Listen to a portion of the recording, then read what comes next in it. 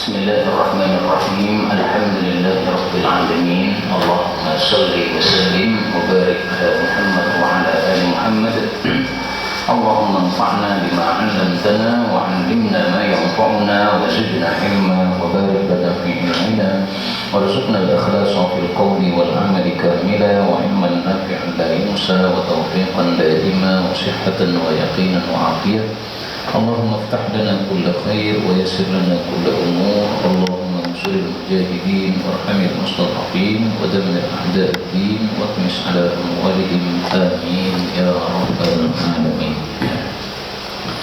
Alhamdulillah kaum muslimin rahimakumullah. Malam ini kita membahas satu kitab yang barusan saya tulis. Judulnya adalah Arba'una Sunnatan fi Udhiyatin Wahidatin, 40 sunnah di dalam satu korban Idul Adha. Jadi bisa kita lakukan 40 sunnah Nabi SAW, meskipun sebenarnya judul ini ya hanya supaya terkumpul 40 hadis ya. Karena nanti akan dibahas tentang beberapa hal yang diperselisihkan oleh para ulama, sehingga kalau kita pilih satu pendapat ya jadinya tidak 40 lagi. Ini akan kita baca secara ringkas, karena kalau kita baca satu persatu hadis tidak akan selesai, waktunya panjang. Sehingga nanti metode saya adalah membaca judulnya, kemudian saya terjemahkan. Setelah itu langsung kepada syahid dari hadis. Syahid itu maksudnya bagian dari hadis yang menunjukkan terhadap makna judul ini. Tidak semua dibaca. Maka yang pertama adalah tarku, meninggalkan taklimit kufri, potong kuku, wasyari dan rambut, liman bagi orang yang nawa meniatkan al-udhiyata untuk korban Idul Adha. Kemudian wa'tiqadu dan meyakini sunniyatiha, kesunahan korban Idul Adha. Berarti ada dua hal ya. Yang pertama, meninggalkan potong kuku dan bulu. Nah, itu syahidnya pada kalimat ini. La yamassa, jangan potong min sya'arihi wa basyarihi, bulunya dan kulitnya. Basyar itu kulit dan kuku ini termasuk kulit, karena sesuatu yang ada di luar ya. Adapun keyakinan bahwa itu sunnah pada kata-kata wa'arada, seseorang ingin korban. Nah, maka kata-kata ingin menunjukkan tidak wajib, karena kalau wajib tidak diungkapkan dengan kata-kata ingin. Nah, maka ini syahidnya langsung saya kasih garis bawah. Nah, pada buku yang dibagi itu belum ada garis bawahnya. Nah, sekarang saya kasih garis bawah di sini. Baik, kemudian yang kedua, i'tiqadu, meyakini wujudul udhiyah, wajibnya korban Idul Adha. Nah, ini adalah mazhab Abu Hanifah lil Ahnaf ya, mazhab Hanafi. Dalil wajibnya adalah pada kalimat ini, fala yaqrabanna musallana, yang bisa korban dan enggak mau korban tidak boleh mendekati musalla, tempat salat Idul Adha. Tapi hadis ini tidak begitu kuat untuk dalil. Kenapa? Karena waqfahu, hadisnya mauquf, yaitu bukan sabda Nabi, hanya perkataan dari Abu Hurairah radhiyallahu anhu. Nah, sehingga bisa dikatakan ya hadis ini dhaif kalau dikatakan sebagai sabda Rasulullah sallallahu alaihi wasallam, hanya sahih kalau dikatakan sebagai perkataan Abu Hurairah. Kemudian yang ketiga, i'tiqadun, meyakini syar'iyyati, disyariatkannya al-udhiyah, korban Idul Adha, war rajabiyah, dan korban bulan Rajab. Berarti setahun ada 2 korban. Adapun syahidnya pada kalimat ini, udhiyatan, korban Idul Adha, wa atiratan, dan korban atirah. Korban atirah adalah korban pada bulan Rajab. Maka nama lainnya adalah ar-rajabiyah. Tetapi memang hadis ini meskipun sahih diperselisihkan oleh para ulama. Ada yang mengatakan hadis ini masih berlaku, seperti Imam Syafi'i mengatakan ini masih berlaku.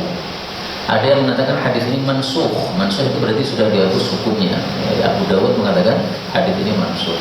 Nah, kalau sudah mansukh berarti yang masih berlaku cuma satu korban Idul Adha. Yang Rajab sudah enggak ada. Nomor 4, i'tiqadu, meyakini syar'iyyati, disyariatkannya al-udhiyah, korban Idul Adha saja, tunal atirah, tanpa korban atirah. Ini berarti pendapat yang kedua. Dalilnya pada kalimat wala atirah, sudah tidak ada lagi atirah, berarti sudah tidak disyariatkan. Nah, Imam Syafi'i ya tahu hadis ini, tapi beliau memahami wala atirah itu maksudnya tidak ada atirah yang wajib, tapi kalau disyariatkan masih. Berarti hukumnya akhirah dulu wajib, kemudian Nabi mengubah dari wajib menjadi sunnah. Nah, kalau pendapat Imam Abu Dawud tadi dari disyariatkan menjadi tidak disyariatkan. Jadi dalilnya sama sih, cuma cara pemahaman saja yang berbeda. Sehingga panjenengan mengikuti pendapat mazhab Syafi'i silahkan, tidak apa-apa, korban bulan Rajab sebagaimana korban bulan Idul Adha, korban pada bulan Dzulhijjah, hari raya Idul Adha. Berikutnya al-ihtimamu, mementing-mentingkan bil udhiyyati, korban Idul Adha, kulla sanatin, setiap tahun. Karena Rasulullah korbannya juga setiap tahun. Nah, ini orang-orang awam yang biasanya tidak paham mengira korban itu hanya sekali seumur hidup. Tapi orang-orang yang sudah ngaji seperti panjenengan insya Allah tidak memahami seperti ini.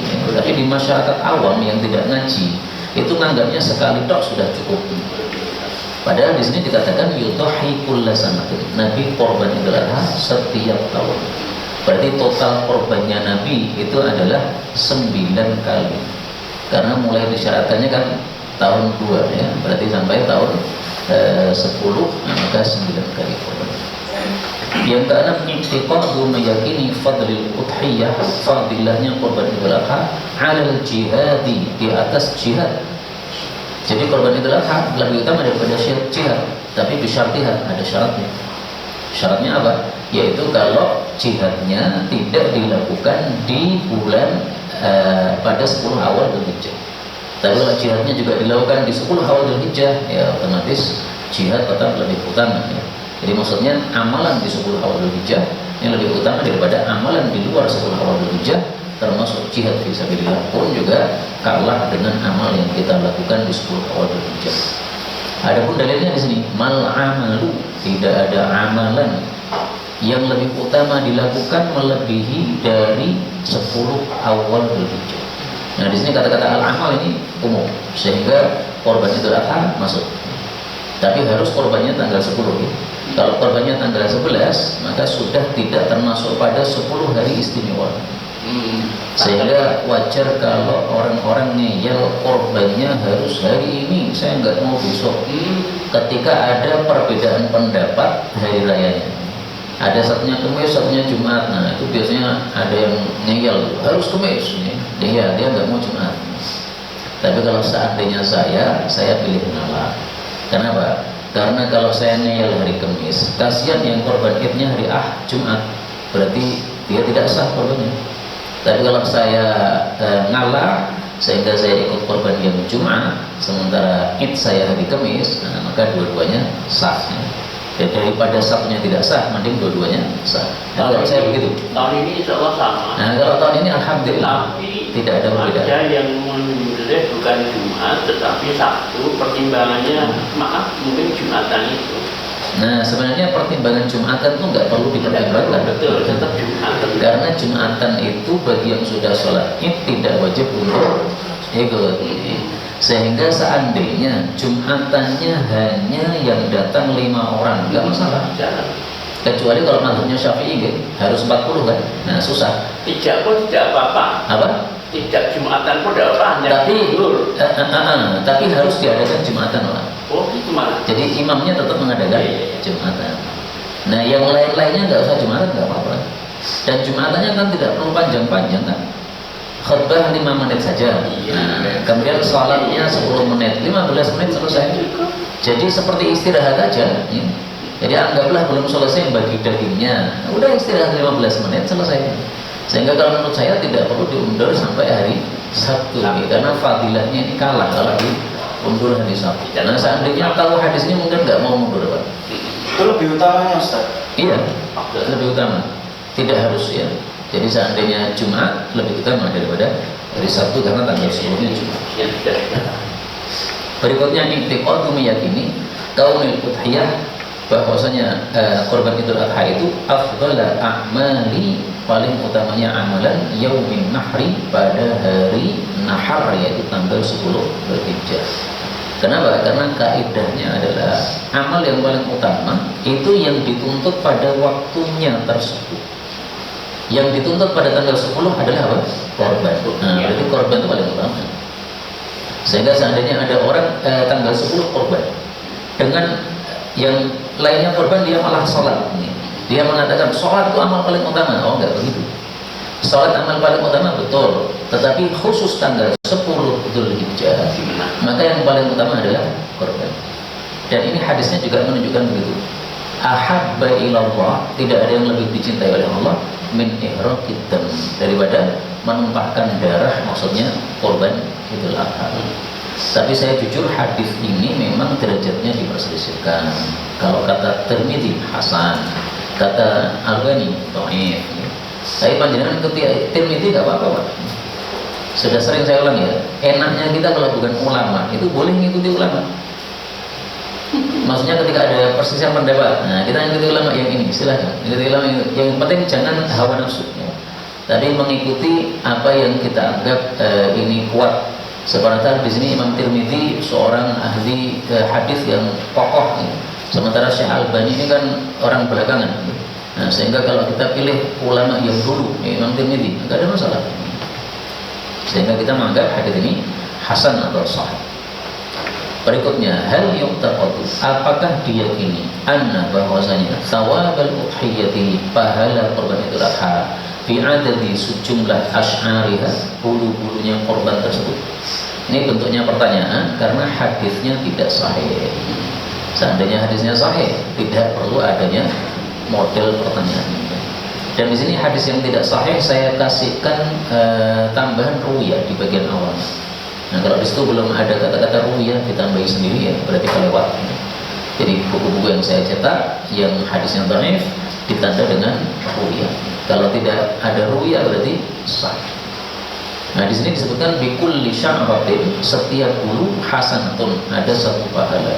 Nah, berarti pahalanya berapa? Nah silakan dihitung jumlah bulu. Tapi karena dhaif ya tidak bisa kita jadikan sebagai hujjah.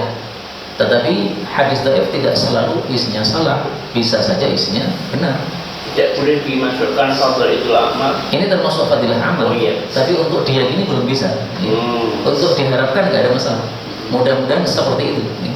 Nah, tetapi kalau meyakini nggak bisa, ya, karena inna dzanna la yughni minal haqqi syai'an. Apalagi kedhaifannya dahsyat ini, Pak. Utuhima biwad'il hadis. Dia dituduh memalsukan hadis. Berarti dhaifnya cukup sungguh-sungguh ya, cukup sungguhan. Yang ke-9, tarku meninggalkan al-udhiyati, korban Idul Adha li udhrin, karena suatu udhur. Jadi kalau ada udhur enggak ada masalah ditinggalkan. Contoh udhur misalnya adalah Abu Bakar dan Umar ini pernah tidak korban Idul Adha gara-gara apa? Karahiyata, karena khawatir ayyut tadabihima, diikuti keduanya, fayudhannu man ra'ahu ma'anha wajibah. Sehingga orang-orang yang melihat itu menganggap bahwa dia wajib, padahal tidak wajib. Nah, sehingga supaya orang-orang tidak salah paham dikira wajib, maka sengaja sesekali Abu Bakar Umar tidak korban. Tidak korban padahal ada duit. Kenapa enggak korban? Supaya orang-orang paham ini enggak wajib. Seperti ketika Nabi minum sambil berdiri, padahal lebih utama minumnya duduk. Nah, maka beliau minum sambil berdiri itu sengaja. Kenapa? Supaya orang-orang tahu bahwasanya minum duduk tidak wajib. Nah, maka kolo-kolo ya, kadang-kadang beliau minumnya dengan berdiri. Dan saya pernah mendengar Gus Bahar itu mengatakan begini, Rasulullah itu kadang-kadang melakukan sesuatu yang kurang afdol itu dalam rangka supaya orang-orang paham. Dan beliau ngasih contoh misalkan pakai baju di dalam sholat. Rasul kalau sholat itu pasti kondisinya paling sempurna. Tapi pernah Rasulullah sholat pakai hanya satu kain saja. Nah kalau cuma satu kain berarti dikelungkan di sini, Pak, diikatkan di situ. Jadi kondisinya kurang begitu sempurna, meskipun sudah sah. Nah itu untuk menunjukkan kepada para sahabat-sahabat bahwa seperti ini ya nggak apa-apa. Sehingga kalau kalian memang bajunya tidak ada yang sempurna dua helai, kalau biasanya kan atas sama bawah, nah maka satu helai juga nggak ada masalah. Yang penting tertutup semua auratnya. Ya, memenuhi syarat. Dan itu disebutkan dalam kitab Sahih Bukhari seringkali begitu. Bab pertama yang paling utama, bab kedua yang kebolehannya. Bab pertama yang paling afdal, bab kedua yang kurang afdal tapi boleh. Dan itu sering dilakukan oleh Al-Imam Al-Bukhari dalam kitab Sahih. Berikutnya yang ke-10, babuman, bab orang yang rakhasa, memberikan keringanan lil haji, bagi orang yang haji, alla yudhhiya, untuk tidak kurban. Tapi tetap lebih utama berkurban. Karena Rasulullah ketika haji juga berkurban. Nah, kalau di sini Umar ketika haji tidak menyembelih apa-apa sampai pulang. Berarti yang tidak korban mengikuti Sayyidina Umar, yang korban mengikuti Rasulullah SAW. Lebih utama mana, Pak? Mungkin Rasulullah. Tetapi mengikuti Sayyidina Umar nggak apa-apa, memang tidak wajib. Sehingga ini memang bukunya kurang lengkap ya. Mestinya juga disebutkan dalil tentang Rasulullah yang berkorban. Ke-11, man yudhhi, orang yang korban fis safar, pada saat safar, wal ishtiraku, dan berserikat fil udhiyah, di dalam korban Idul Adha. Jadi safar pun masih disyariatkan, karena di sini disebutkan fi safarin, kami sedang safar, kemudian kami korban Idul Adha. Sebagian ulama berpendapat korban Idul Adha hanya untuk mukim. Nah, ini pendapatnya lemah karena menyelisih hadis yang sahih ini. Kemudian untuk perserikatan itu di sini disebutkan al-ba'ir, satu onta, an asyraf, untuk 10 orang. Sementara al-baqarah, satu sapi, an sab'ah, untuk 7 orang. Nah, berarti dibedakan antara sapi dengan onta. Meskipun ini adalah mazhab yang tidak populer, mazhabnya Imam Ishaq. Kalau 4 mazhab berpendapat bahwa 3 mazhab ya berpendapat bahwa satu sapi hanya bisa, satu unta hanya bisa untuk 7 orang.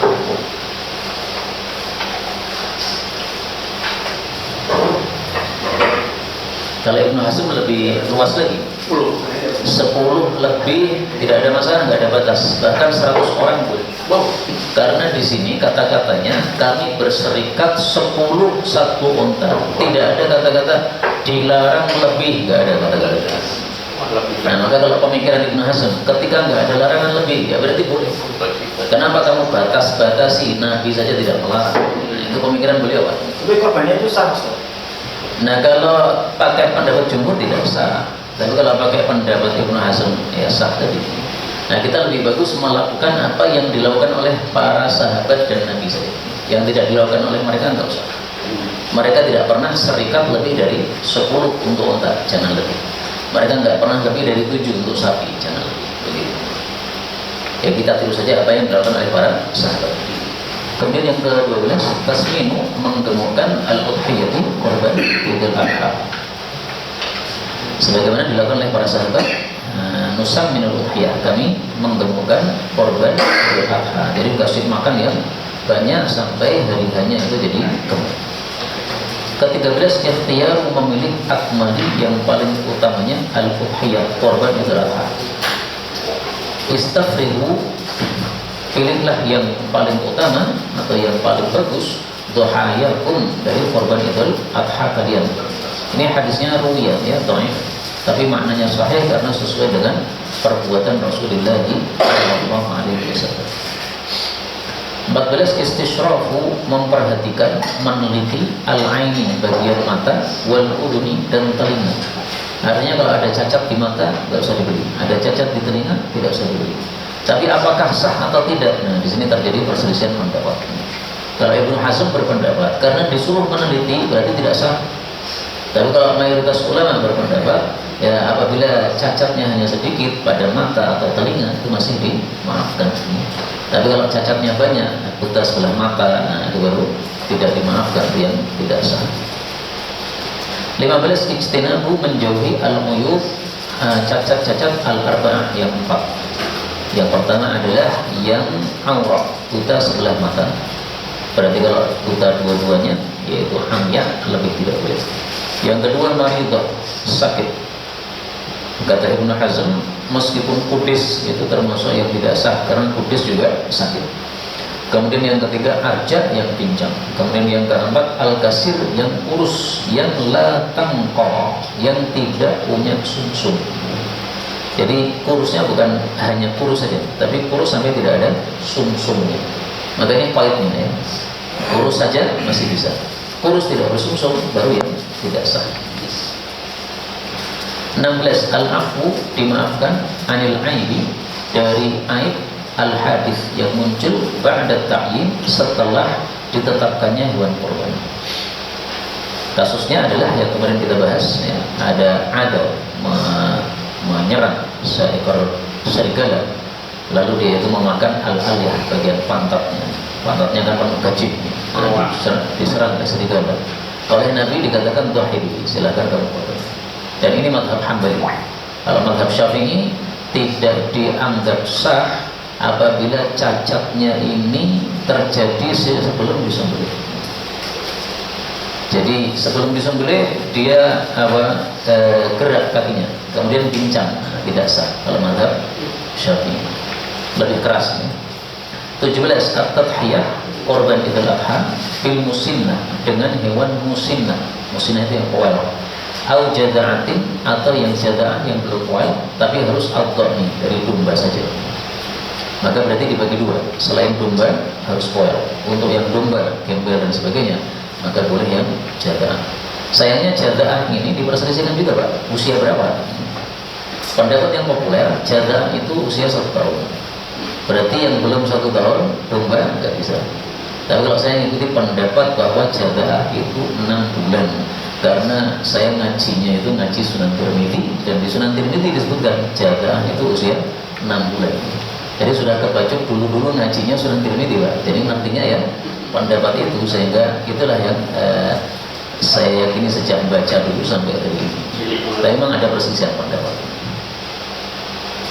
Dan saya tanya teman saya yang ahli kambing itu, jada'ah itu kalau kamu jual berapa? Kata dia 1 jutaan kalau hari raya. Tapi kalau non hari raya bisa turun, Pak. Hari raya begini 1 juta. Beratnya berapa? 12 sampai 15 kilo beratnya jada'ah. Jadi agak kecil memang hewannya, tapi sudah sah. Berikutnya ikhtiar memilih at-tadhiyah, berkorban bil ba'ir, dengan unta. Ini hadisnya tentang orang yang datang Jumatan pertama kali, faka'annama qarraba badana, seolah-olah korban unta. Yang datang kedua seolah-olah korban sapi.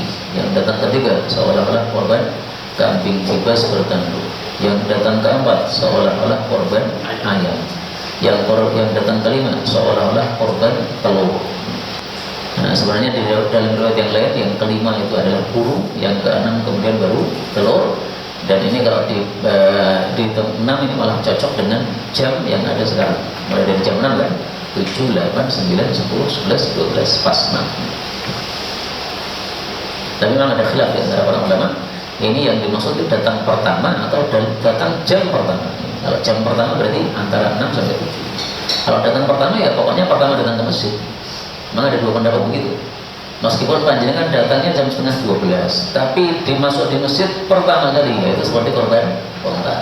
Lalu bila yang ada yang menuju masjid, nah kalau dia datangnya terlambat ya sama, nggak dapat fadilah yang ini yang banyak.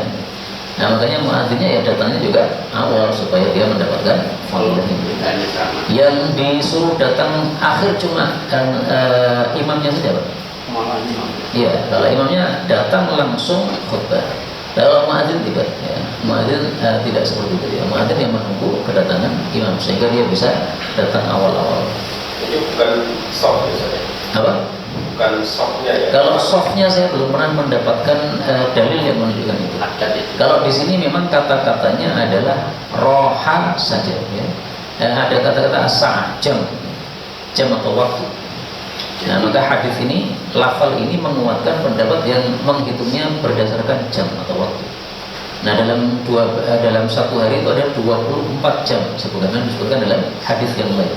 Atau dalam 1 siang itu ada 12 jam. Berarti ngitungnya. Mungkinkah imam itu mendapatkan korban unta? Nah kalau masalah itu kita tidak mengetahui dalilnya sehingga tidak bisa menjawab, Pak. Kalau imam dulu datang tidak apa-apa? Ya, imam datang dulu nggak ada masalah, hanya saja Rasulullah tidak seperti itu. Rasulullah malah datang langsung khutbah. Sehingga paling bagus ya seperti Rasulullah Sallallahu Alaihi Wasallam. Sehingga tidak perlu kita ngiri, wah aku jadi imam berarti rasul unta, nggak perlu begitu. Nah, jangan suudzon sama Allah, malah husnudzon saja. Saya sebenarnya kalau tidak imam saya datang awal nih, karena saya imam saya datang akhir supaya seperti Nabi, maka husnudzon saja sama Allah Subhanahu wa Ta'ala. Nah ini dalilnya jumhur yang mengatakan bahwa paling utamanya udhiyah ya, itu adalah banyak onta. Ada ulama mazhab Maliki paling utamanya kambing. Ikhtiyar tadhiyah memilih korban fil kabshi dengan kambing kibas al-amlah bulu putih wa tariqatu dzabh dan cara berkorban. Nah ini mazhab Maliki Pak. Malikiyah memilih korbannya itu dengan kambing ya, bukan dengan onta. Lebih utama kambing daripada onta. Meskipun onta habisnya 50 juta, kambing habisnya 5 juta. Lebih utama yang 5 juta kalau menurut mazhab Maliki tadi. Karena sesuai dengan korbannya Nabi. Tapi sebenarnya korbannya Nabi itu sifatnya ini Pak, kabsyain, 2 ekor. Berarti kalau 1 ekor belum persis Rasulullah SAW. Kemudian amlah putih, tidak putih belum persis. Akron tanduknya bagus. Kemudian samin ya, gemuk. Kemudian samin mahal. Nah ini kalau kita terapkan semuanya pada korban yang akan kita beli, ini cukup mahal ini ya. Karena bisa-bisa 1 kambing harganya 6 juta, 7 juta. Nah seandainya 6 juta ya berarti 12 juta ya Pak. Adapun bulu putih, maka Rasulullah bersabda, "Damu afraq," darah 1 hewan putih lebih disukai oleh Allah daripada yang 2 ekor hitam. Kemudian tariqatun nahri, cara menyembelih qiyaman dengan berdiri.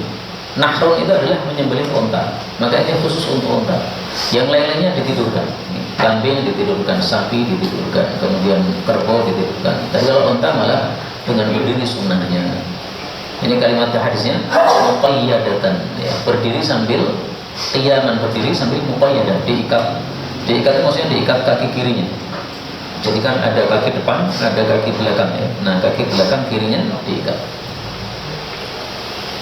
Kalau mohon maaf, makulat al-yadil yusra, yang diikat itu tangan kiri, bukan kaki kiri. Berarti yang depan, al-yadi tangan, al-yusra kaki kiri, berarti yang depan. Berikutnya at-tadhiyah, berkorban Idul Adha bikabsyaini dengan 2 kambing kibas ithnaini, 2 ekor. Ini saya tulis mahjurah, yaitu sunnah yang sudah ditinggalkan banyak orang. Karena rata-rata kita ya korbannya hanya 1 saja. Sehingga kalau ini bisa dihidupkan bagus ya. Dan yang melakukan itu Anas bin Malik. Anas mengatakan wa ana saya udhi korban bikabsyain, juga 2 ekor, mengikuti Rasulullah SAW. Meskipun ya kabsyain ini 2 ekor ini kalau dirinci dari hadis yang lain itu 1 ekornya untuk sekeluarga Nabi SAW, 1 ekornya untuk umat beliau yang belum berkorban. Nah sehingga sebagian ulama mengambil kesimpulan, maka bagus kalau kita itu korbannya mirip Nabi 2 ekor seperti ini atau lebih. Kemudian yang satunya kita niatkan untuk diri kita sekeluarga, yang satunya kita niatkan untuk yang lain-lain, misalnya kerabat-kerabat atau tetangga-tetangga yang belum bisa berkorban. Nah itu menurut sebagian ulama diperbolehkan seperti itu, yaitu diniatkan untuk orang-orang yang di sekitar kita, baik kerabat kita maupun tetangga-tetangga kita. 22 hal yudhi, apakah boleh korban Idul Adha bikabshin, untuk dengan kambing kibas, an nafsihi, untuk diri sendiri, wa bikabshin, dan dengan kambing kibas yang kedua, anil mayyit, untuk si mayyit. Ini bentuknya pertanyaan seperti tadi karena hadisnya tidak sahih. Makanya dimulai dengan kata-kata ruwiyah, diriwayatkan bahwasanya Nabi ausani, mewasiati saya Ali untuk korban untuk Nabi SAW. Nah karena hadisnya baik, tidak usah dilakukan Pak. Ringkasnya begini, korban untuk orang mati itu ada 3 kondisi. Pertama, si mayit wasiat. Nanti kalau saya mati, maka sisihkan sebagian warisan saya untuk korban. Nah ini wajib dilakukan. Karena ini adalah termasuk dari melaksanakan wasiat mayit yang wajib dilakukan. Hukum asalnya itu adalah wajib dilakukan. Yang kedua, si mayit kita korbankan khusus untuk dia sendiri, tanpa ada wasiat dari dia.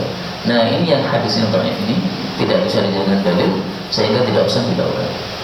Nabi tidak pernah melakukan, sahabat Nabi tidak ada satupun yang melakukan, sehingga kenapa kita lakukan? Rasulullah itu sudah kehilangan Khadijah, tapi nggak pernah korban untuk Khadijah. Padahal cintanya Nabi kepada Khadijah kan nggak bisa dibayangkan. Kemudian juga Hamzah paman Nabi yang diropek perutnya itu orang yang sangat dicintai Nabi. Tapi nggak pernah beliau itu kemudian korban Idul Adha untuk Hamzah, nggak ada. Sehingga kenapa kita lakukan? Bisa dilakukan. Apa yang tidak dilakukan Nabi tidak kita lakukan. Apa yang tidak dilakukan sahabat tidak usah kita lakukan. Yang ketiga, korban untuk mayit tapi hanya ngikut saja. Nah, kalau ngikut nggak ada masalah. Misalnya, saya menyembelih korban, saya mengatakan, ya Allah terimalah ini dari saya Abu Zaidan sama sekeluarga saya semuanya. Dalam hati saya niatkan keluarga yang masih hidup maupun keluarga yang sudah mati. Nah itu berarti hanya diikutkan saja, ini nggak ada masalah. Kenapa? Karena Rasulullah juga melakukan. Ya Allah terimalah ini korban dari Muhammad dan keluarganya. Kemudian ya Allah terimalah ini korban dari umat saya yang tidak berkorban. Nah umat Nabi yang tidak berkorban itu kan ada yang masih hidup, ada yang sudah mati, ada yang belum lahir. Nah maka itu semuanya sudah masuk dalam doa Rasulullah SAW. Termasuk kita ini, kalau kita nggak korban, maka sudah dikorbankan oleh Rasulullah SAW. Tapi jangan digunakan untuk malas korban lagi. Nah, aku syukur pakai Nabi kok. Nah, jangan begitu. Ya. Anak berkorban otomatis orang tuanya dapat. Anak berkorban, apakah otomatis orang tuanya dapat? Nah ini tergantung. Kalau dia korban mengatakan, ya Allah terimalah dari saya, ya sudah, berarti untuk dia. Kalau dia mengatakan terimalah dari saya sekeluarga, nah sekeluarga itu bapaknya, kakeknya, neneknya, buyutnya ke atasnya, semuanya. Nah maka sekeluarga itu menurut Imam Ahmad bisa yang masih hidup maupun yang sudah mati. Berarti ke atas bisa, kakek dan seterusnya ke atas bisa. Kata Imam Ahmad. Nah sehingga kalau hanya diikutkan si mayit ini nggak ada masalah. Kaidahnya mengatakan ini Pak, jaza taba'an ma la yajuzu istiqlalan. Ini kaidahnya. Boleh diikutkan sesuatu yang tidak boleh kalau mandiri. Jadi ada perkara-perkara yang kalau mandiri nggak boleh. Kalau hanya digabungkan maka nggak ada masalah. Contohnya gini Pak, makan ulat itu nggak boleh, ular itu nggak boleh. Tapi kalau kita makan buah di dalamnya ada setnya itu, nah, setnya yang ada di dalam buah itu kita langsung caplok itu nggak apa-apa. Yang penting apa namanya ulatnya tadi belum keluar. Kalau sudah keluar kita masukkan lagi, nah, nggak boleh. Nah maka itu istilahnya tabak, hanya ngikut saja, nggak ada masalah. Berikutnya 23, hal apakah yudhahi boleh korban bitikin dengan ayam? Nah ini pertanyaan karena ini pendapat yang lemah. Kalau kata Ibnu Hazm boleh korban ayam, karena Bilal mengatakan ma kuntu ubali, saya tidak akan peduli lau dhahaitu bitikin, seandainya saya korban dengan ayam, nggak ada masalah karena ayam halal. Nah, kalau halal berarti bisa dikorbankan. Apalagi hadisnya tentang Jumatan tadi, Nabi mengurutkan salah satunya ayam, kemudian burung, kemudian telur. Nah, berarti ayam masih bisa. Tapi ini pendapat yang tidak pernah dilakukan oleh Rasulullah SAW dan tidak sesuai dengan kalam Allah. Allah mengatakan min bahimatil an'am. An'am itu cuma 3, sehingga ayam tidak termasuk an'am. Berikutnya al-ihsan, berbuat baik ilal udhiyah, kepada korban Idul Adha. Sabda Nabi, innallaha katabal ihsan, Allah mewajibkan berbuat baik ala kulli syai', atas segala sesuatu. Nah contoh berbuat baiknya itu nomor 25, tasbih, mengenyangkan al-udhiyah, korban, wa tarwiyatuha, dan memuaskannya dari dahaga, dibikin kenyang dan dibikin tidak kehausan. Rasulullah bersabda, fi kulli kabidin, pada setiap kabidin, hati rabbah yang hidup, ajrun, ada pahala. Maksudnya setiap makhluk hidup kita kasih makan, pahala. Setiap makhluk hidup kita kasih minum, pahala. Berikutnya ada meruncingkan asikin pisau khalfal udhiyah, di belakang korban Idul Adha. Jadi jangan diperlihatkan di depannya. Karena Rasulullah menegur orang yang melakukannya, aturidu, apakah kamu ingin antumita, untuk mematikan korban ini, mautatin, beberapa kali kematian. Nah beberapa kali kematian ini saya pikir, ini maksudnya beberapa kali ini apa ini? Mungkin yang pertama itu mati kaget, kemudian yang kedua itu mati ketakutan, kemudian yang ketiga mati betul-betul. Karena di sini kan jamak Pak, mautatin, beberapa kali kematian. Jamak minimal 3. Nah, tapi saya belum mendapatkan penjelasan para ulama. Ya mungkin maksudnya itu tadi ya. Pertama, kagetnya, yang kedua, ketakutannya, yang ketiga, mati betul-betul. Berikutnya az-zabah, menyembelih bil qasabi dengan bambu runcing. Al-qasabi bambu al-muhaddad yang diruncingkan. Enggak ada masalah. Karena lafalnya ma apapun anharotan yang bisa mengalirkan darah alias runcing. Kata-kata ma ini dalam bahasa Arab disebut isim mausul. Isim mausul ini menunjukkan am, umum. Nah, berarti bambu runcing termasuk ma anharotan. Maka itu. Berikutnya al-zabah menyembelih bil hajar dengan batu al-muhaddad yang diruncingkan.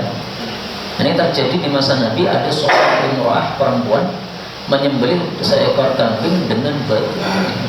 Ini kasusnya gara-gara kambingnya ini hampir mati, Pak. Ini yang merawat kambing adalah seorang budak perempuan. Nah, ini budaknya cerdas. Ini kalau dia harus pulang dulu cari pisau, khawatirnya kambingnya sudah mati. Nah, akhirnya dia cari di dekat situ, nemu batunya runcing, dia gunakan menyembelih. Ternyata oleh Nabi dikatakan fa'amara bi akliha, disuruh dimakan.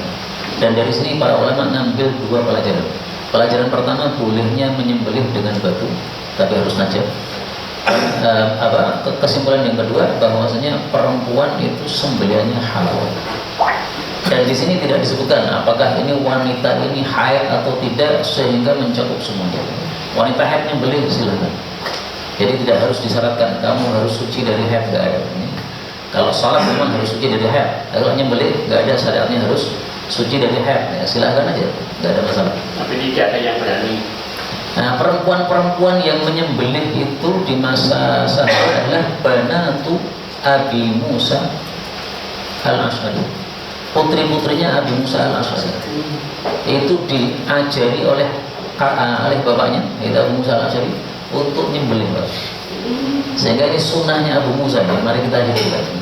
Anak-anak kita perempuan diajari nyembelih. Jadi cuma masak atau apa? Nah, jangan hanya masak, tapi nyembelih. Kalau sudah terbiasa dengan kepalanya kambing, nanti insya Allah suruh nyembelih kepalanya orang-orang kafir Yahudi, insya Allah siap. Ditukel kepalanya siap. Berikutnya taujih, menghadapkan al-udhiyah korban Idul Adha ila kiblat, ke arah kiblat. Wa qawlu, dan ucapan Allahumma minka walaka. Ini taujihnya hukumnya sunnah ya. Wajhahuma, menghadapkan keduanya. Maksudnya menghadapkan ke arah kiblat. Di sini nggak ada kata-kata kiblat, tapi sudah dipahami oleh para ulama, maksudnya ke arah kiblat. Kemudian sekaligus menghadapkan ke arah kiblat, dibaca juga doa taujih. Allah inni wajjahtu wajhiya lilladzi fatara as-samawati wal arda 'ala millati Ibrahim hanifan wa ma ana minal musyrikin. Inna salati wa nusuki wa mahyaya wa mamati lillahi rabbil alamin la syarika lahu wa bidzalika umirtu wa ana minal muslimin. Allahumma minka wa laka wa an ummati Muhammadin wa ummati. Yang ini enggak usah dibaca ya, wa an ummati Muhammadin, tapi kita ganti nama kita.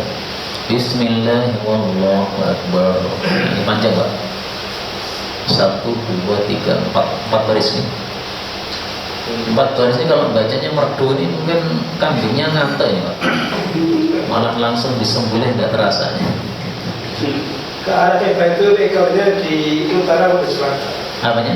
Ekornya. Nah, yang penting itu menghadapnya ke arah kiblat. Sehingga untuk kemudahan itu kepalanya di utara atau selatan, Pak? Ekornya Untuk kemudahan. kiri, di utara. Kepalanya di sana, Kepalanya di utara. Iya. Untuk kemudahan. Baru kiblat itu. Jadi intinya menghadap ke arah kiblat itu orangnya yang nyembelih ke arah kiblat, kemudian lehernya si hewan juga ke arah kiblat.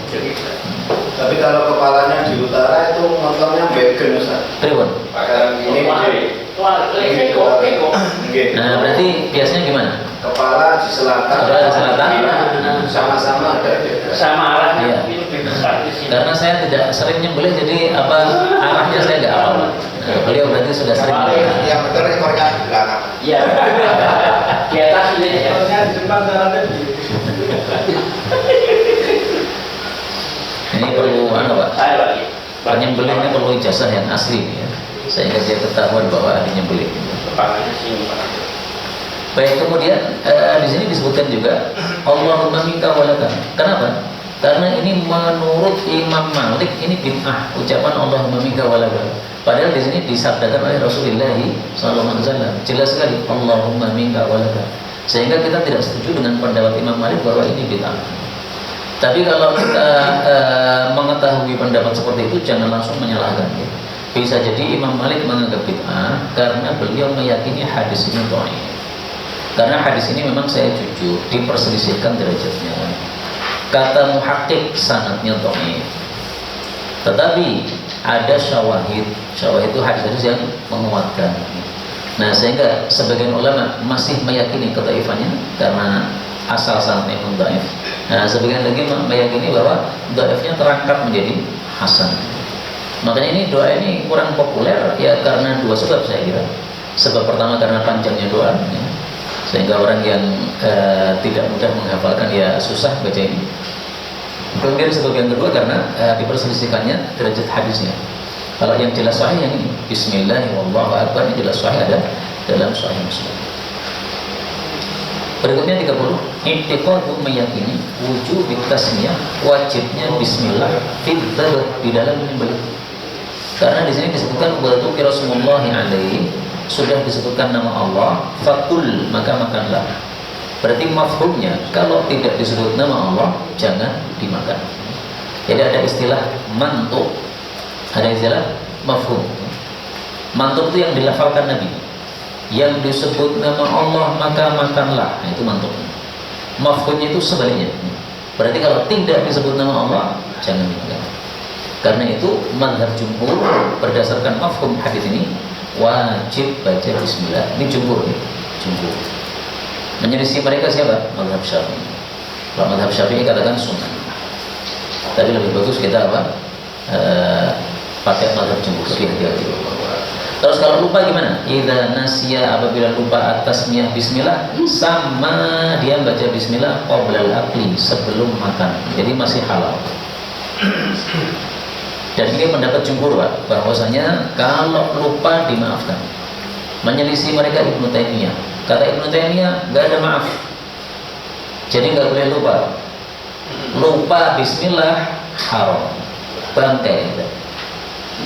Sehingga jagalnya kalau lupa bismillah menurut Ibnu Taimiyah berarti ganti rugi orang yang korban 7 orang itu ya, 7 orang itu ya. Sapi 30 juta, nah, dia ganti karena sapinya sudah jadi korban. Itu kalau pakai pendapat Ibnu Taimiyah. Pakai jumhur aja ya. Namanya lupa dimaafkan. Dalam Islam biasanya lupa dimaafkan. Berikutnya 32, yukabbir, membaca takbir inda dzabh, ketika menyembelih. Sebagaimana beliau mengatakan di sini, Bismillahirrahmanirrahim, Allahu akbar, hadza anni wa amman lam yudhhi min ummati. Nah, wa amman lam yudhhi min ummati. Nah, ini untuk Nabi sallallahu alaihi wasallam karena punya umat. Kita enggak punya umat berarti kita tidak membaca doa ini. Paling-paling untuk keluarga bisa. Sebagaimana kata Imam Ahmad tadi, al-ahya wal amwat. Baik keluarga yang sudah mati maupun yang masih hidup bisa. Kemudian apakah yusolli ala Nabi sallallahu alaihi wasallam, baca salawat fil dzabh ketika nyembelih? Ini juga pertanyaan karena menurut saya tidak begitu kuat pendapatnya. Dan yang saya tahu ini hanya mazhab Syafi'i saja. Selain mazhab Syafi'i saya belum menemukan. Dalilnya tidak khusus tapi dalil umum, yaitu Allah mengatakan la uzkaru, saya tidak disebut illa dzukirta, kecuali kamu wahai Muhammad juga disebut bersama saya. Asyhadu an la ilaha illallah, asyhadu anna Muhammadan Rasulullah. Berarti kalau menyembelih bismillah maka tambahi Allahumma shalli ala Muhammad. Ini dalilnya tidak begitu kuat dari dua sisi. Pertama, ini dalil umum. Ini tidak bicara tentang korban. Ini hanya bicara tentang tafsir ayat Quran. Allah menyebutkan dalam surat Al-Insyirah,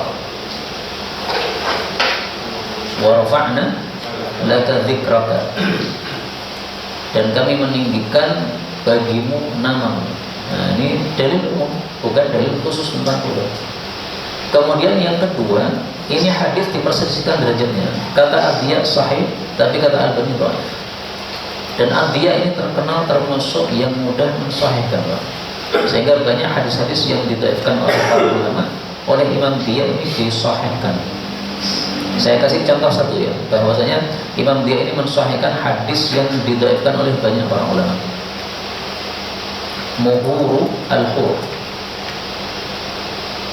ikhrajul umama, mengeluarkan sampah, minha, dari masjid Muhurul Huril ini, itu adalah mahar untuk mendapatkan bidadari surga. Nah, ini kata Imam Dia sahih, tapi kata Syekh Al-Albani dhaif. Dan banyak yang mendapatkannya daripada yang masukkan. Sehingga dalil ini tidak begitu kuat menurut saya. Sehingga kalau saya tidak pernah selawat ketika menyembelih. Nah, mazhab Syafi'i ini, li Syafi'iyah, ini mazhab Syafi'i. Berikutnya, yad'u bil qabul, berdoa supaya diterima oleh Allah, wa dzikru, dan menyebut ismil mudahhi, namanya orang yang kurban, inda dzabah, ketika menyembelih. Seperti doa Nabi, Bismillahi Allahumma taqabbal min Muhammadin wa ali Muhammadin wa min ummati Muhammadin. Jadi beliau mengikut sertakan dua kelompok. Kelompok pertama Ali Muhammad, keluarga beliau, Bani Hashim, Bani Muthalib. Yang kedua umat Muhammad. Nah, makanya boleh kita mengikut sertakan siapapun yang kita inginkan, orang-orang yang di sekitar kita, baik itu tetangga, baik itu teman, baik itu kerabat-kerabat. Menurut sebagian ulama, tidak semua ulama. Berikutnya, tasyriku, menserikatkan al-ahli, keluarga, fi thawabil udhiyah, di dalam pahala korban Idul Adha. Sebagaimana kebiasaan para sahabat dulu, yudhahi bisyati anhu wa an ahli baiti.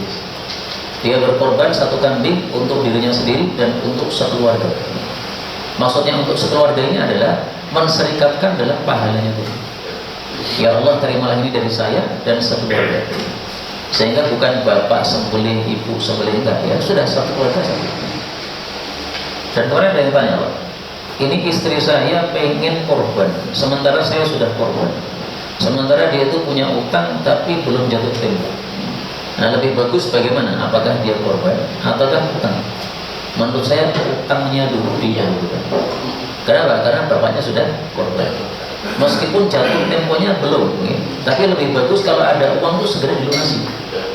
Jadi jangan membiasakan bayar utang nunggu sampai jatuh tempo. Kalau sudah ada uang segera dibayar. Karena belum tentu ketika kita tunda sampai jatuh tempo, ternyata uangnya masih. Bisa jadi pas jatuh tempo malah uangnya lenyap. Karena kita tidak ngerti uang itu akan kemana. Bisa jadi diambil orang dan sebagainya. Nah, maka menurut saya tidak bagus kalau suami sudah korban kemudian istri juga ikut-ikutan korban padahal ada utang. Lunasi ada utangnya. Termasuk menggaji karyawan. Gaji karyawan kewajiban sehingga dibayar dulu. Berikutnya, az-zabah, menyembelih ba'da khutbatil Id, setelah khutbah Id. Man dzabaha qabla an yusalliya, barang siapa yang menyembelih sebelum salat maka disuruh mengulangi. Berarti semestinya menyembelihnya setelah salat. Nah, kata-kata salat ini menurut para sebagian ulama, salat plus khutbahnya. Jadi disebutkan salat tapi khutbahnya ikut. Sehingga judulnya tadi adalah menyembelih setelah khutbah. Ini bukan judulnya salah ya, tapi ini justru untuk menunjukkan bahwa para ulama memahami kata-kata salat itu yaitu salat plus rangkaian khutbahnya. Berikutnya, babun nahri wad dzabahi yauman nahri bil musalla. Ini tulisannya Imam Bukhari, saya tampilkan di sini. Bab menyembelih unta dan menyembelih kambing pada hari Idul Adha di musalla. Ini perbuatan Nabi SAW.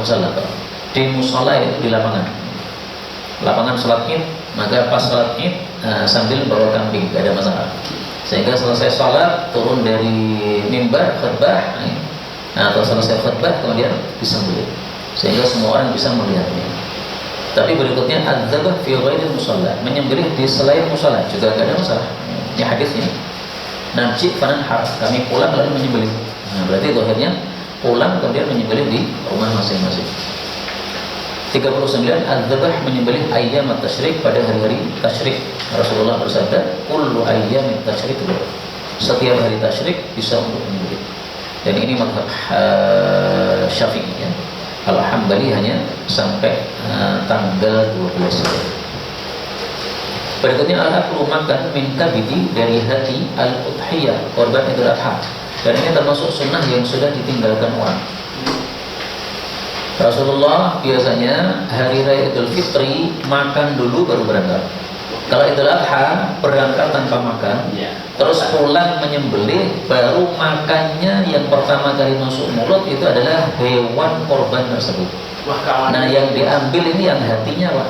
Hati kan empuk Pak, sehingga tidak perlu kawanan. Tapi nyembelihnya cepat itu. Tapi kan tergantung panitia. Nah panitia jangan lambat. Maka ini saya tantang Pak, siapa yang bisa menghidupkan sunnah nomor 40 ini Pak? Bisa enggak?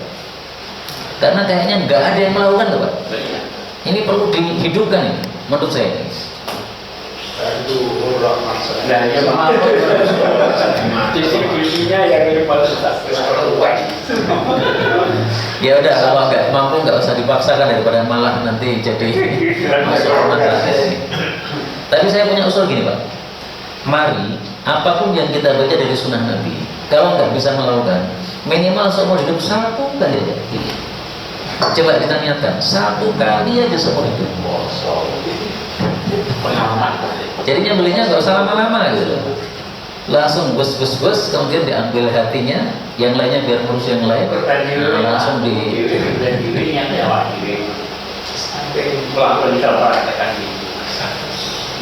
Korban sendiri nggak apa-apa. Kenapa? Karena di masa Nabi nggak ada panitia. Kemudian kata seorang syekh bahwasanya panitia itu hanya ada di Indonesia. Di Arab nggak ada panitia. Itu yang ngomong seorang syekh. Saya barusan dengar ya.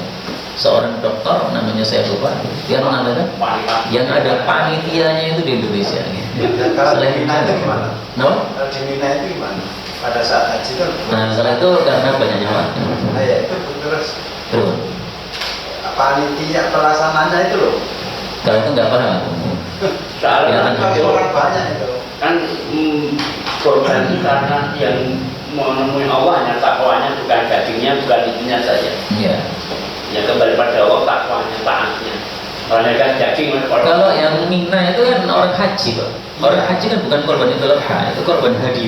Haji kan? Haji. Tapi kalau orang Makkah yang korban Idul Adha ya disembelih sendiri-sendiri, nggak ada panitianya untuk mereka. Jadi kita aja yang orang Indonesia yang pakai panitia. Berikutnya gitu. At-tasadduq bersedekah bi thulutsai 2/3 al-udhiyah korban. Ini yang biasa dilakukan oleh Nabi. Beliau ngambilnya 1/3, kemudian 2/3-nya sedekahkan. Satunya untuk fakir, satunya untuk orang-orang yang minta-minta. Bedanya apa? Bedanya kalau yang fakir ini maksudnya fakir-fakir yang sekitar beliau, tetangga-tetangga. Tapi kalau yang peminta-minta ini bisa dari luar. Orang-orang Badui yang fakir-fakir itu biasanya kalau pas korban ini mereka datang ke Madinah untuk cari daging. Nah, kalau udah kemudian balik lagi ke tempat Badui mereka. walaupun orang kafir. Meskipun orang kafir nggak ada masalah, karena ini hanya korban sunnah. Tapi kalau yang wajib seperti zakat itu jangan diberikan kepada orang kafir. Berikutnya at-tasadduq bersedekah bijulu udhiyah, kulitnya korban. Jangan dijual. Karena kalau dijual kata Nabi la udhiyata, tidak sah korbannya. Kemarin ada yang tanya, bagaimana kalau setelah saya dapat bagian korban, karena saya juga korban, kemudian ini dagingnya saya gunakan untuk mengisi warung soto saya. Dia punya warung soto sapi Pak. Nah saya katakan jangan. Kenapa? Karena sama saja ba'a menjual nggak boleh. Jadi menjual dalam bentuk daging maupun dalam bentuk sudah matang soto sama aja kan, menjual kan? Jangan juga boleh. Milik sendiri jangan. Tapi kalau yang diberikan orang malah nggak ada masalah. Jadi kan kita korban, kita dapat jatah kan, itu jangan dijual. Tapi kalau ada kiriman dari masjid yang bukan milik kita, ada dari masjid sebelah misalnya, nah silahkan dijual, nggak ada masalah. Di kampung saya itu ada restoran waktu itu soto korban. Nah akhirnya mendapat disimpan kulkas itu untuk dijual. Nggak bisa. Ya. Nggak bisa karena korban milik dia sendiri. Betul. Tapi kalau korbannya milik orang lain, maka silahkan Kalau dia diberi, kemudian dia jual, nggak ada masalah. Seperti panjenengan misalnya ngasih seseorang sarung untuk hari raya, dia jual jangan sakit hati Pak. Sudah jadi milik dia. Jangan sakit hati. Mungkin dia butuh duit. Yes. Berikutnya at-tasadduq, bersedekah bilibasil udhiyah, dengan bajunya korban. Nah, kalau ini onta biasanya yang pakai baju. Saat ini nggak ada bajunya. Ini semua yang tertulis dalam buku ini kita baca secara ringkas saja, karena hadis-hadisnya kalau dibaca satu persatu panjang. Ada pun ada tambahan atau pembahasan? Kita sudah menyinggung tentang lanjut episode. Ya. Menajamkan. Bagaimana? Karena di masa itu orang langgar ambil ulet-ulet itu gini-gini kan dilarang oleh bapak saya. Macam ngomong nanti kita digerigi kalau pada saya. Itu kan teknis Pak. Berarti yang benar bagaimana? Ya pakai ungkah lah. Makanya ini awal kalau operator itu berlempar itu kan ini kalau gerigi. Saya mana paknya? Oke, ini yang mau teknis juga perlu Pak. Kalau di bahasanya saya tidak perlu diadakan di panti hewannya. Ya, ini pembahasan fikihnya itu. Oh, pentingnya itu. Kemudian saya tanya tentang sholat itu Allah Akbarnya 2 kali atau 3 kali kalau tak? Ketika menyembelih. Bukan. Allah Akbar, Allah tahlil itu takbiran dulu. Yang berdua atau 3 kali tak? 2 boleh, 3 boleh. Ini saya tampilkan Pak. Kombinasi berarti. Saya tampilkan di kitab ini judulnya Arba'una Sunnah fi Dzil Hijjah. 40 sunnah di dalam 10 awal Dzulhijjah. Tasniyah. Nah, di sini judulnya Tasrifut Takbir. Takbirnya dibuat 3. Sebagaimana dikatakan oleh Salman Al-Farisi, sanadnya sahih. Dia mengatakan takbirlah Allahu Akbar, Allahu Akbar, Allahu Akbar kabira. Berarti 3 kali. Dan ini paling sahih menurut pendapat Al-Amir As-San'ani, seorang ulama dari Yaman. Sementara itu guru saya Syekh Suwaimir mengatakan sebaliknya. Beliau mengatakan para ahli tahqiq dari ahli hadis mengatakan bahwasanya tasniyah menduakan at-takbir itu asahhu, lebih sahih. Sehingga ada 2 pendapat di sini. Ada yang mengatakan 3 paling sahih, ada yang mengatakan 2 paling sahih. Itu yang dipakai mana? Nah, silakan, dua-duanya nggak ada masalah. Apa boleh ketika Bahkan seandainya kita takbirnya 1 kali juga nggak apa-apa. Aduh, ini Loh, takbirnya 5 juga boleh Pak. 1, 2, 3, 4, 5, 10, 100, silahkan. Ini kan hanya bicara mana yang paling sahih, itu saja. Tapi bukan batasan. Karena apa? Karena Allah tidak membatasi dalam ayat. Allah mengatakan Pada hari pertama wa yadhkuru, ya kan? Wa yadhkuru smallahi fi ayyamin ma'lumat. Yadhkuru smallah, enggak disebutkan berapa kali takbirnya. Maka menurut para ulama bebas, takbirnya bebas. Bukan menurut saya, menurut para ulama takbirnya bebas. Kalau terjadi imamnya Allah Akbar 2 ya, tapi makmumnya yang banyak 3, nggak apa-apa. Jadi 2 pakai juga. Paling imam batin, ya orang ngikuti dia tuh.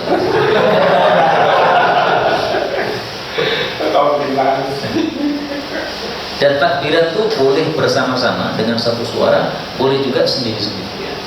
Kalau saya lebih suka sendiri-sendiri, karena biasanya takbiran orang Jawa itu terlalu lama Pak. Jadi nadanya itu kesuwen menurut saya. Sehingga saya lebih suka takbir sendiri aja. Tapi jangan keras-keras, karena keras-keras mengganggu jamaah. Kalau takbirnya yang habis setiap sholat wajib itu dalilnya? Itu dalilnya ada 2. Yang pertama sabda Nabi tapi dhaif. Yang kedua perbuatan sahabat Nabi. Kalau perbuatan sahabat Nabi sahih nih. Dari Ibnu Mas'ud dia mengatakan innamat takbir, tiada lain takbiran ala man shalla fi jamaah, khusus orang yang sholatnya berjamaah. Berarti yang di rumah nggak ada takbiran. Sholat sunnah nggak ada takbiran. sholat wajib dan jamaah yang takbir. Berarti besok ketika saya menjadi imam Jumatan, habis itu takbir boleh. Iya, habis Jumatan takbir. Iya. Bukan boleh sunnah. Makanya Sunnah sahabat. ini ngomong. Bolehnya besok pagi atau Mulainya hari Arafah pas subuh, habis subuh. subuh besok Iya, pagi. subuh. Besok pagi. Tidak harus mempasi Arafahnya sana. Tidak.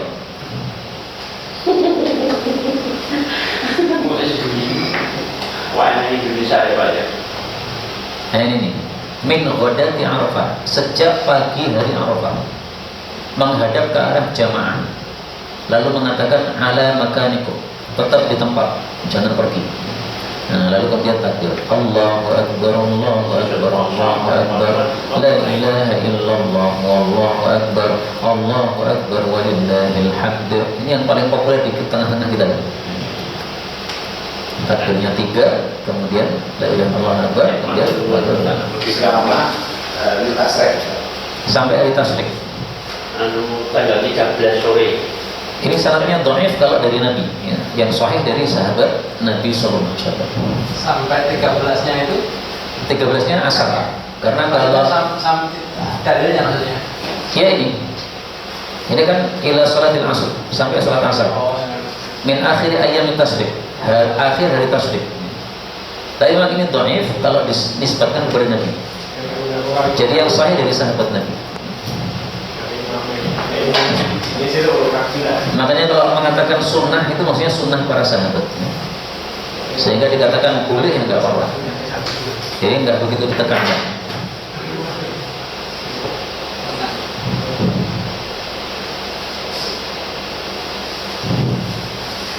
Masih ada lagi tak? Ada lagi, ayo. Karena sudah 1 jam ini. Yang menepati hari raya itu Ya gimana? sholat di hari Jumat.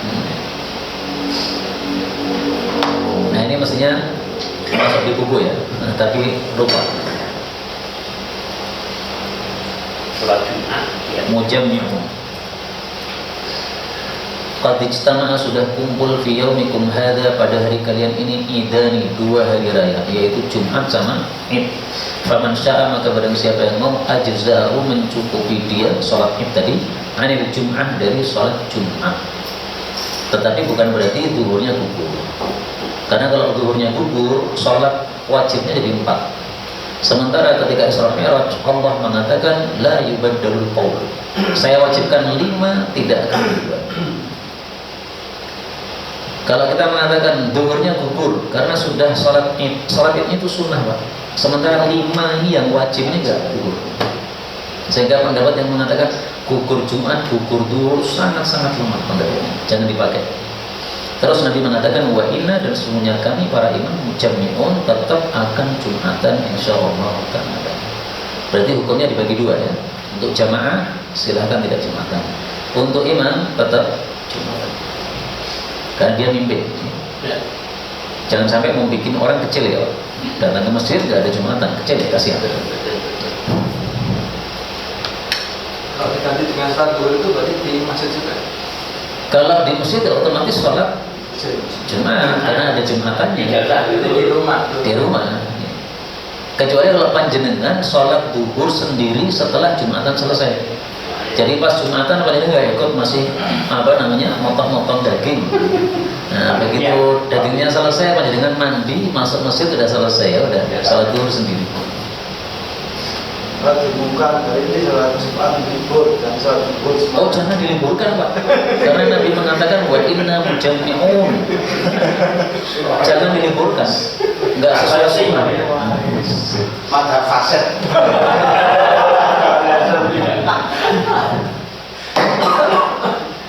Nanti Mbak Ghazali kena getahnya nanti. Padahal yang berbuat murid-muridnya.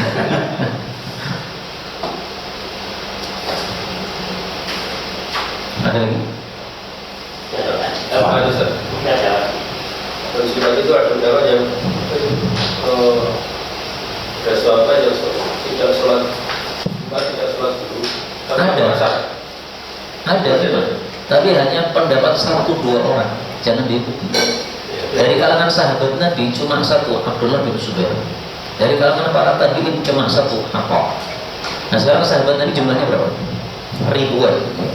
Nah sekarang ribuan sahabat Nabi duhur. Apakah kita pilih pendapat satu orang yang tidak duhur? Kemudian ribuan tabi'in semuanya duhur. Apakah kita pilih pendapat satu tabi'in atau yang tidak duhur? Untuk agama saya kira harus berhati-hati ya. Jadi sungguh aneh kalau memilih satu pendapat orang menyelisih ribuan ulama yang lain. Demokrasi ya suaranya. Bahkan kalau jumhur Pak, kalau jumhur ya, ini yang ajza'ahu ini, yang boleh tidak Jumatan, ini hanya yang jauh-jauh saja. Yang dekat masjid wajib Jumatan kalau jumhur. Iya. Tapi kalau mazhab Maliki ya, Maliki atau Hambali, Hambali berpendapat mau jauh mau dekat, pokoknya boleh tidak Jumatan. Dan saya juga mazhab Hambali, karena di sini man itu umum, isim mausul, man siapapun, berarti semua dekat jauh sama aja.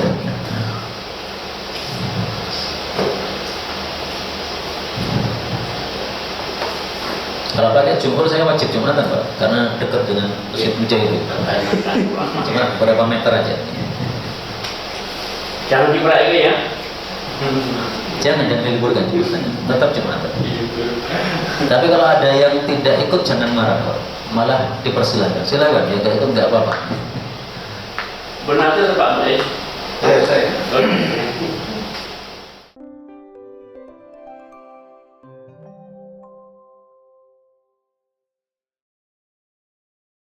Dukung dakwah ini terus mengudara.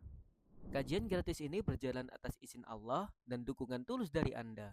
Bersama kita sebarkan kebaikan seluas-luasnya. Yuk jadi bagian dari tim kebaikan kami dengan mendukung operasional dakwah. Jazakumullahu khairan katsiran.